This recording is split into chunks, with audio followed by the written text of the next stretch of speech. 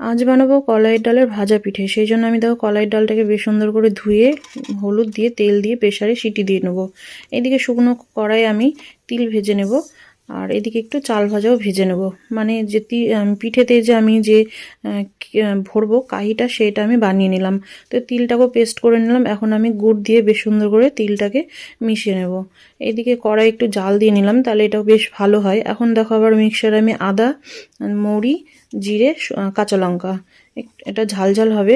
এই যে ডালের সাথে এখন আমি লবণ, হলুদ দিয়ে আর ওই বাটা মশলাটা দিয়ে আমি বেশ সুন্দর করে ডালটা ফুটিয়ে নিলাম। তারপরে তো চালের গুঁড়োর সাথে এই যে ডালটাকে বেশ সুন্দর করে মেখে এখন দেখো আমি যেমন পুলি পিঠেতে যেমন ক্ষীর ভরো সেই রকমই একদম সেম এই রকমই, কিন্তু এটা আমি তেলে ভাজবো। আর এটা খেতে কিন্তু বেশ সুন্দর লাগে। একদম লাল লাল করে ভেজে উঠিয়ে নেবো, মুচমুচ করবে খেতে।